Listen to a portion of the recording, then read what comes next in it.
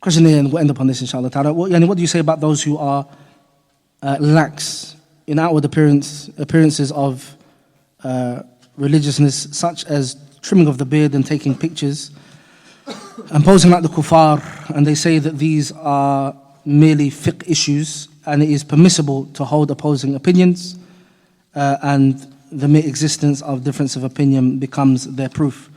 Then the advice, barakallahu fikum, is to go back to the glorification of the wahyain, and to realize and to identify the fact that the issue of trimming the beard, for example, is not allowed in that which is less than one fist. It's not reported from the Messenger ﷺ or a single sahabi that they ever took from that which was less than one fist. One is to gather the hair of the beard and to cut everything that is beyond one fist. Everything that is less than that, then it's not allowed. And the Prophet ﷺ, he prohibited it.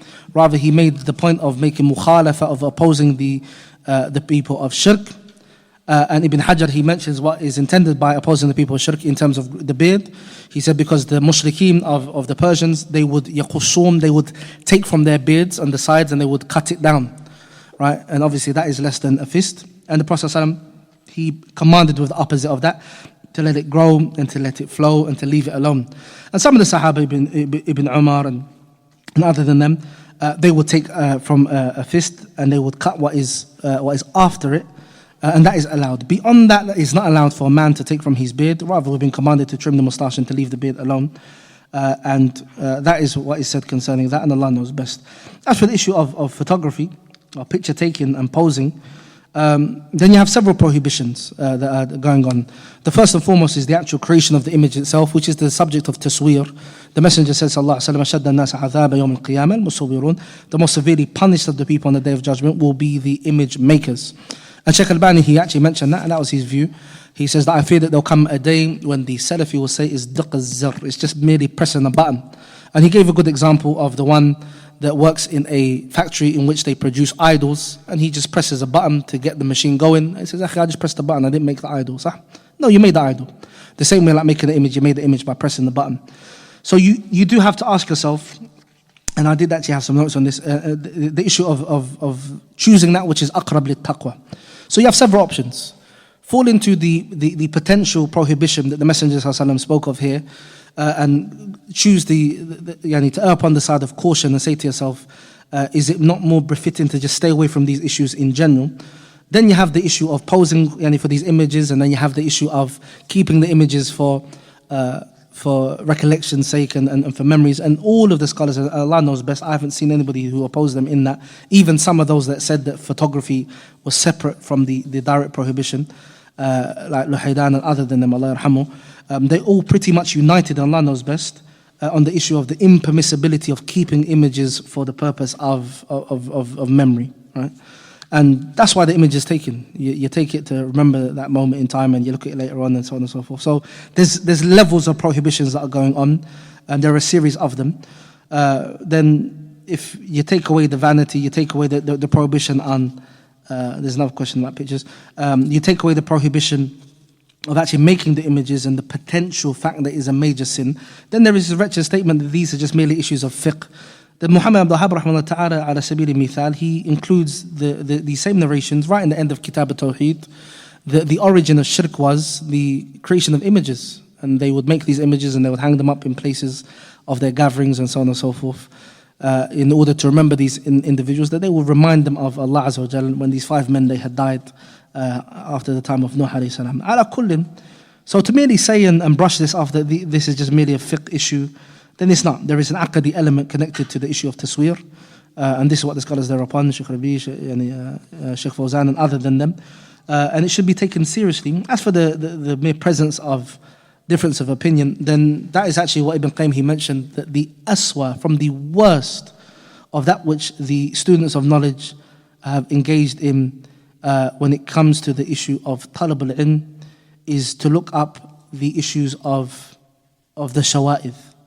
Right, they look up random opinions that are tremendously they're not often occurring, and they're actually affairs that are either disputed over in totality. And he says, rahimahullah ta'ala, I've got it here from Al-Fawaid. He says, وَأَعْلَى هِمَمْ فِي طَلَبِ الْعِلْمِ He says that the greatest of goal that a person should have in the pursuit of knowledge is talab al-ilm al-kitab wa sunnah, is to actually seek knowledge of the book and the sunnah. وَفَهْمَ عَنِ اللَّهِ, that you understand what Allah requires from you and from the Messenger sallallahu alayhi wa sallam. Nafs al-murad, you understand what they both require and they desire from you. He says, وَعِلْمْ حُدُودَ الْمُنَزَّلِ, and you should actually know the limits of that which has been sent down from the revelation of Allah Azza wa Jal upon you. Then he says, rahimahullah ta'ala, وَأَخَصْ himam طُلَابَ الْعِلْمِ, and the worst of that which the students of knowledge have given importance to, مَنْ قَصَّرَ هِمَّتُهُ عَلَى التَّتَبُّعِ شَوَائِذِ الْمَسَائِلِ, those individuals that the only goal that they have and the only thing that they pay attention to is that they look up affairs that are very strange in their nature and they are peculiar. مَا لَمْ يُنَزِّلْ, that which has not taken place and that which has not happened, and they begin to speak of possibilities and variants. What if this happens and that happens? He says, أو كانت همته مقصورة على معرفة الاختلاف وتتبع أقوال الناس, or some of them, they limited their knowledge to the knowledge of the differences of opinions that have occurred and following up and chasing random opinions in this regard. وليس له همة إلى معرفة الصحيح من تلك الأقوال, and they have no importance, or very little importance that they give to finding out what is correct from those differences of opinion. He says, وَقَلَّ أَنْ يَنْتَفِعْ وَاحِدْ مِنْ هَؤُلَاءِ بِعِلْمِهِ, and very few is it the case from amongst them that if this is their condition and state, that they benefit from their knowledge. So you're always going to find somebody that's going to say that it is halal about something, whether it's music or it's this issue or that issue. But you have to ask yourself, what is the closest thing to the taqwa of Allah Azza wa Jal? And the presence of difference is of no significance whatsoever, because the differing is not the evidence. You have been commanded, we have been commanded to follow Allah Azza wa Jal and the Messenger. We have been commanded to return back to Allah Azza wa Jal and the Messenger and their statement alone. As for the opinions of men, then they are to be abandoned and they are to be left in the presence of clear-cut evidence from Allah Azza wa Jal and the Messenger. So the issue of the beard is an issue that is clear bifadlillahi ta'ala.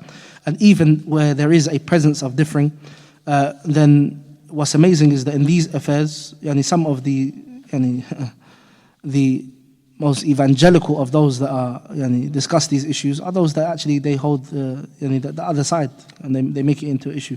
Ala kullim, the advice is to fear Allah Azza wa Jal concerning yourself and your religion, glorify the Sunnah of the Prophet ﷺ, and choose to emulate him at all times and to be like him sallallahu alaihi wasallam, and ask yourself, would the Messenger of Allah sallallahu alaihi wasallam sit there and pose for these images? I mean, it's even slightly embarrassing to say out loud. But even the ulama al-kibar, this is not their trait and their custom, what they do. Allah ta'ala musta'an. So take them as a good example, and indeed in the Messenger sallallahu alaihi wasallam we have the best of example, and Allah truly knows best. Barakallahu fikum jami'an. May Allah bless you all.